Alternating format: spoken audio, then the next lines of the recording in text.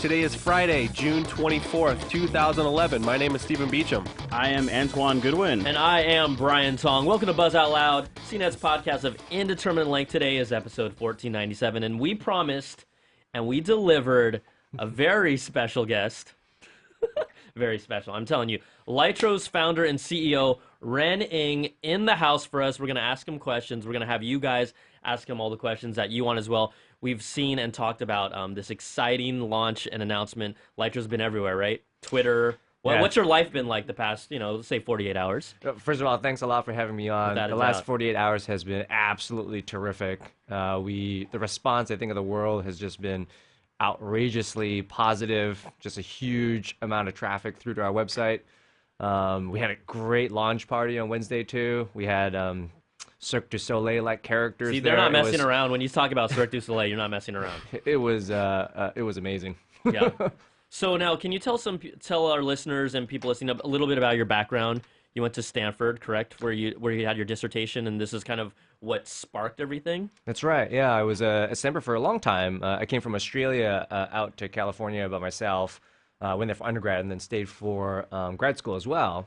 And I was doing all this research in computer graphics, and just a very visually driven person. Mm-hmm. Just love pictures, love photos, taking lots of photos with film cameras and then digital cameras, immersing in how you make pictures, with the best computer graphics. And we were doing all this research on this thing called the light field, and taking 5,000 digital pictures every 3 months. I was like, well, clearly what I need to be doing is studying cameras and how the application of all the best computer graphics in the world could make cameras better. And that's how my research was born. Wow. So would you describe yourself as kind of a photo junkie beforehand? Oh, definitely. Yeah. I did a lot of rock climbing. All my best friends are from the rock climbing community. So you're telling us you got guns? Yeah, less these days. A lot more rock climbing in the past. Yeah. A lot more cameras these days. And a lot of candid portraits. And if you're hanging off a rope and you're trying to take pictures down down a steep cliff, focusing on the right person at the right time when you're trying not to swing around in the wind is pretty difficult. And I could imagine. And it was shooting with these kind of pictures, trying to shoot lots of candid portraits, where I was like, cameras are still really complicated. They're still really hard to use when you're trying to take a great picture. And with all the things that we knew about from computer graphics, because, these days when you go to the movies, right? I mean, so much of it is computer generated, and in a way that you just can't distinguish from reality, because we understand how light works so well that we can simulate it in a way that you can't distinguish from reality. And if you think about applying all of that knowledge, all that technology to a camera, that's what you get with light field photography. Now, one of the great things about this, we showed off some of these pictures and examples that are on Lytro's site. It's Lytro, lytro.com. You can check out their picture gallery where these pictures have been taken, and after the fact, you can choose the focal point that you want to focus on. They use examples like flowers, 4 lovely ladies' faces, and I click on each of them. Did you like that one? Well, here, you know what? If we can find, if we can find that picture of 4 ladies, we'll have a vote of which one we each prefer. You didn't like the one with the cats? Because I like the one with the cats. I'm not a fan of cats. LOL cats, man. Cat party. But the one that we talked about that we were amazed about the most was the one through the glass window that had the geometric shapes on the glass window, and you were able to, choose the point of focus between the little hole in that kind of geometric square shape. So, well, yeah, there's the shot that you like of the 4 ladies. That was taken by Michael Su. He was photographer of the year a few years back, and he shot early on with some prototype live view cameras that we had a couple years ago, actually. So he's been a real real friend to the company. And then the one that you talked about with the grimy window, that's taken by Richard Cochi Hernandez. Yeah, I love that picture. And the click on those 2 people if you have a chance. There you go. There you go. There you go. I love that picture because I'm very passionate about taking pictures that tell stories, And I think this picture here really shows how Cochi is taking live field photography, not just the things, instant shutter, taking picture with no delay, focusing after the fact. That's great for all of us. But for people that really want to push the photographic art, there are all these new opportunities to take pictures that are inviting you to explore. They're inviting you to interact in order to discover. And that, I called it back in the research phase and in my dissertation too, I called it the sensation of discovery. And I think that sensation of discovery when you can't quite see something that you want to see, and then you click and it comes into clear focus, is just a magical It's moment. kind of like childlike. Like people here, we were getting Yeah. giddy about it. We were like, "Oh my gosh, look at that!" Now, one of the questions that everyone has is, at your event, you did have the cameras there. Now, they were, according to sources, wrapped in a leopard shark type sock stuffed animal, and this is how we, in this day and age of leaks all over the internet, you've got to protect your properties. That's right. The camera is still very much under wraps. The sharks were, an idea from our director of photography, Eric Cheng.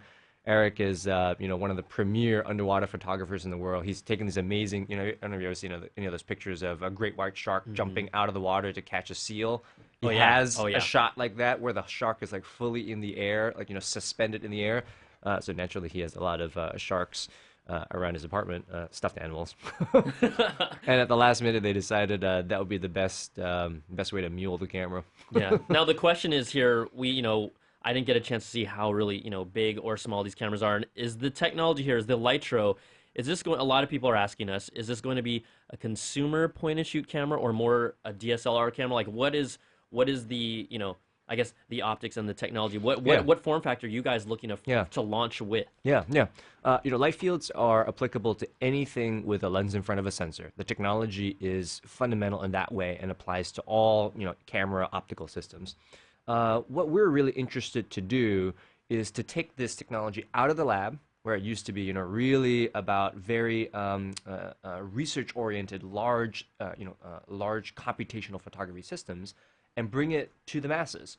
And we're not going to do that half measure. We're not going to come up with something that is still for industrial settings or something that is priced out of the consumer market. This is going to be consumer form factor, consumer price point for everybody. Excellent. So, what price point are you looking to target, Ren? It's going to be a competitively priced consumer Oh product. no! That a buzzword. Competitively priced. That's See, as you know that's the as game. specific as we can get right now. Ren knows the game. Can't blame me for trying though. No, that's fine. I'll ask you another question completely related. So, are you guys looking to launch this by the end of the year, or in 2011, or next year 2012? What are It's you going to be targeting? in 2011. 2011. Yep. Excellent. Yeah, it's a really exciting time to be this close to being able to bring this thing out, that goes back to the mid-1990s, right? I mean, this technology from these two professors, Mark Lavoie, Pat Hanrahan, goes back to, I think the paper came out in 1996 and has been cited, thousands of times in the research literature. And to be able to go through these progressions of understanding it in big camera systems, then small camera systems, and now bringing it out into something where it can be for the whole world is something that I'm super, super excited about. Yeah. You guys talk about small camera systems, and we know how mobile phones and cameras have exploded, right? Yeah. iPhone 4 is one of the number one types of photos from a device uploaded to Flickr these days. Yep. Are you guys, I mean, this is a very, down the road question, but are you guys will your optics and technology fit into a mobile phone, or is that something that you would license down the road? Like, what are you thinking in that direction? It will definitely fit. It's fully compatible with cell phones, with large systems, small systems, industrial, all the rest of it. Microscopes, that technology for light field microscopy has been pushed Wow. by Professor Lavoie at Stanford, and I collaborate on that since graduating. In the cell phone space, I think. Look, cell phones are so important to all of us because they allow us to be so ultra casual about taking a picture. So you can document everything in your life, right? And I think that really what we see in the market today is just this exploding interest in more and more picture taking. And I think that what underlies that is, as human beings, we just have this, this core need to be able to tell other people what we've been doing visually. I mean, if you go all the way back to the cave paintings, they discovered this cave painting in France now, like from the 30,000 years ago right now. It's an amazing picture, of like all these cattle like jumping over a ravine, or at least that's what it looks like to me. I haven't gone to the detail. I mean, it's like such an action picture, and you can just, feel like someone that was out there on a hunt was just really compelled to want to lay it down for posterity. If you're looking like, the 1830s, the daguerreotype, that was the first process that really brought photography to the masses. And it was this, silvered plate. They had to put these chemicals on it. I think it started with, with chloride and then went to bromides and things like this. It was really toxic. And in the very first week after Degas brought this thing out, portrait houses sprang up all across Paris, and people would bring their families to try to take pictures because they were never able to take a picture of their family before, unless you're really rich and you could get a painting done. And it was really hard to take these pictures. You had to sit there for a couple minutes. So if you imagine trying to sit there for a couple minutes to have your picture taken, what happens is that if you try to look at the camera, your eyes are going to blur because you can't keep your eyes still for that long, or your arms will just move. It's just not possible. So they would have to close their eyes, and they would have to sit in a chair with an iron collar to hold themselves still enough for these exposures to work. And just think about the lengths that these people all across Paris went to capture those pictures, right? And I think when you look at digital pictures today, that same energy is there for people to just want to take pictures with their smartphones. But people just have this craving for really great pictures of the people that they love, right? So that drives an enormous camera market, dedicated camera market. It was like $38 billion last year in sales, projected to grow to $44 billion in 2015. And that's before the innovations that Lytro Technology and Lytro wants to bring back to the space. So, the history of progression of photography is something I'm very passionate about as well. Okay, we definitely will ask you more questions, but we wanted to get questions that our audiences that are asking of you. So, Antoine, there's there's a couple of them rolling by. The one that I keep seeing the most is how does the file size for a photo that's captured in this format compare to something like JPEG or RAW? Is it going to be an immense file? Or it's not going to be an immense file. They're going to be comparable to the regular picture files. And it really comes down to compression level. So it might be a slightly larger depending on where we end up, but it's not going to be like an order of magnitude larger than the pictures of today. Will so they be their practical. own kind of file? Right. It inherently has to be, because this information that we're collecting is not a photograph, right? So it collects all this extra information.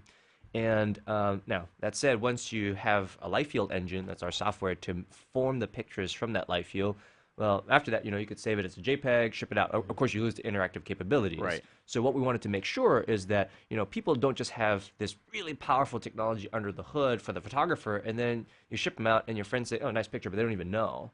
When you buy a light field camera, it's something that you can really take some exciting content with, and that is why we have launched the company with these living pictures on our website. That is what people are going to be able to share with their friends and family. And if you think about it, right, when people are going to the website right now, when you guys went, you didn't have to install any software to see it, right? No, not. The problem with formats in the past, whether it's TIFF or JPEG or RAW, was that the modern software infrastructure of the world, the software infrastructure of the world at that time hadn't grown enough so that it wasn't a pain. I mean, you have to download software, make sure it's compatible, all these kind of things. Today, with modern web technologies, we can deliver something where on mobile phones, on in a web browser, now on the iPad, people can see these living pictures without installing anything. And that's the simplicity and unification of the experience that we want to deliver to our customers when the product comes out. Now, on the demos on your webpage, is it using HTML5 to read these files? Depends on where you look at it. It's either Flash or HTML5. So on a browser, it's like HTML5, and I think, on a mobile phone, it's HTML5, and on a browser. So for someone, let's say my mom who in the future buys a Lytro camera, will she need to use some sort of Lytro software on her own computer initially to interact with the photos? Yeah, initially, that's probably what's going to happen. But when she shares with you or with anyone else in the world, they don't need to install anything to appreciate the living picture. Now, how does the chat room is asking, how does the time between shots differ? Does it take longer to take these sort of pictures? Yeah, it's a good question, and we're not ready to go into some of the specifics on the product right now because a lot of those things are still in development. But we do like exclusives, Ren. Right on, right. You are the exclusive. It's an exclusive right here. How much more do you want, Brian? No, I'm just kidding with you. One person cannot be in two places at the same time. But keep on. It's against the laws of physics. Sorry. I lost my train of thought. Shutter speed. Inherently, with light field technology, this is a single shot, right? So it's not taking many pictures and trying to stitch them together. So inherently, light fields are the same speed or potentially faster exposures than for conventional cameras because we can shoot in less light.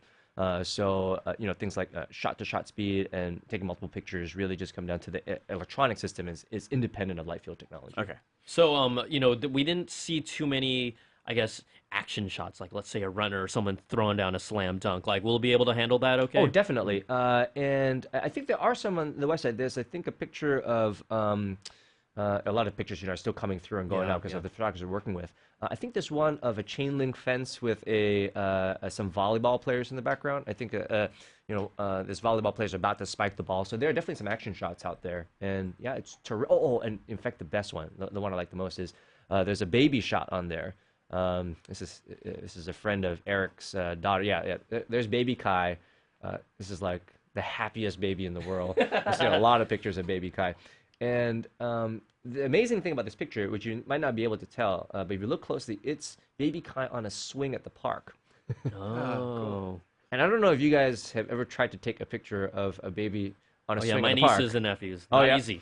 And it's a great shot, right? Because babies just love being on the swing, but it's with a conventional camera. You have to focus, and usually conventional cameras have that half press, right? So that's by the way a really simple thing where complication just right at the moment you try to take the picture just means lots of people take it at the wrong time, or they don't know you need to do that, which is why it's focused on the wrong point. And you have to half press it to try to focus it somewhere, and then you have to wait for the baby to try to go through that point. It's basically impossible. And that shot, you just click it, and then because you can focus after the fact on any depth, you can make a picture that's perfectly in focus. That sounds very compelling right there. Just click it. Yeah. In fact, I missed something, which is not just the right focus, but also at the right time, right? Because when you click it, it takes instantly without any delay. And that, I tell you, is one of the hottest features. Well, that was going to be the next question I was asking is, what about the opposite end of that? People who enjoy things like long exposures, will you still be able to do that sort of thing? Definitely. And the thing about light field photography is, and I wrote about this in my dissertation a little bit, is I'm very passionate about. I came from film cameras where I shot a lot of slide film. I love Velvia was the kind of film that I use. It takes really saturated colors outdoors, and then with digital cameras, the same kind of craft of composition of the picture and all the kind of controls that you can have to creatively is something that I'm just really passionate about. And light field photography feels so natural because it very much is photography as we've known it, right? And the focusing that you see through these pictures feels so natural because it is just the light field engine doing the physical work of the lens that would normally have been done in a conventional camera when you turn the focus ring. We just do that physics now in software. It's just an accurate simulation of that the best way that we can, which is why it looks so high fidelity. So all the things you know from photography will continue to work, except now the thing that you get is a little bit more life in the picture, preserved forever. And that's a great point, because I think that's the one thing that everyone was worried about. They're like, well, is this a proprietary camera? How much control do I actually get? But this is really the after the fact, being able to manipulate and deal and have, enjoy these photos in different ways. Right, definitely. And there are so many capabilities that come from light fields. And it's going to take time for us and for the ecosystem to bring all of those benefits to the consumer over time. This is going to take years, right? But the amazing thing is that right out the gate, you get a living picture that does things that you could never do before. And the file that it came from, the light field file, contains all of the richness of that data for forever. So we have had an example of a flying bird. It was a pigeon that I shot in Japan like 3 years ago with an early You didn't kill the pigeon. No, definitely not at all. We're I know, I'm just we're not into stupid. animal cruelty at Lytro in any way. No, the amazing thing was that it had this instant shutter, so I could capture the bird just at the right moment as it was flying by. And it used to be focusing only, but then when we developed our 3D capabilities and built that out last year, the same light field file from 3 years ago became 3D. So now if you put glasses on, you can see a flying bird in 3D.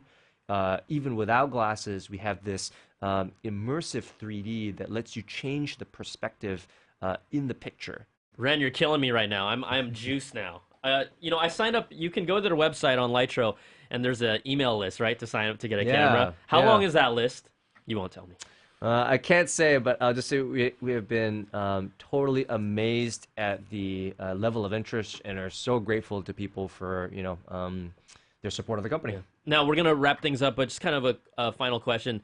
Obviously, the camera industry is growing, exploding, but it's really competitive, right? So, for you, what do you think are some of the challenges that you see that you guys kind of have to address out of the gates, to get people to really not only understand Lytro, but jump on board with it? Yeah, definitely. I think that what the company needs to do is to keep our product design philosophy, our Silicon Valley ethos, really intact as we go forward.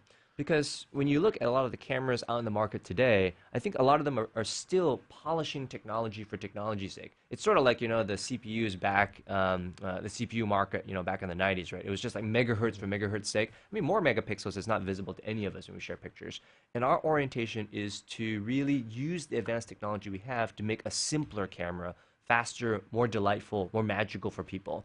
And if we keep that end-to-end product experience intact as we go forward, which we have our eye totally focused and committed to, I think the company will be really successful. That's amazing. Last quick question from the chat room. Can you apply the light sensor to video as well? Is that Definitely possible? You saw this flying bird, Yeah. so it's a single shot in time, and when you do a video rate, video is a really important thing for us in the future. That was cool. That was cool, That right? was cool. Right. That was sick. Yeah, I'll give it that. That was very was cool. awesome. I'll give you guys one other, final little thought. Yeah, holograms, right?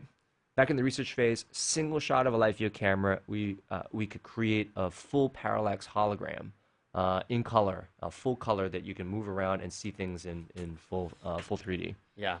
Amazing The files stuff. collected with a live field camera provide that that opportunity and compatibility for the future. Awesome. Ren, thank you so much. Thanks, Brian. Yeah, thanks, Thank you Antoine. so much for coming out. Please Thanks for put my having name me. on the top of the list. I signed up 2 days ago. I really appreciate it. But Lytro, you hear that? Lytro, you guys all hear that? Folks Okay. are on it. Anyways, thank you, Ren, for coming in the studio, and we'll definitely keep our eyes on you guys, and we appreciate everything. So we're gonna go to an ad break, everyone, and we'll be back with the stories of the day. But Ren, thank you very much. Thanks, Brian. Woo, Thanks, round of Antoine. applause, baby. I'm the only one clapping. Let's go. Thanks, you guys. All right, Great to be here. We'll be back in a moment, guys.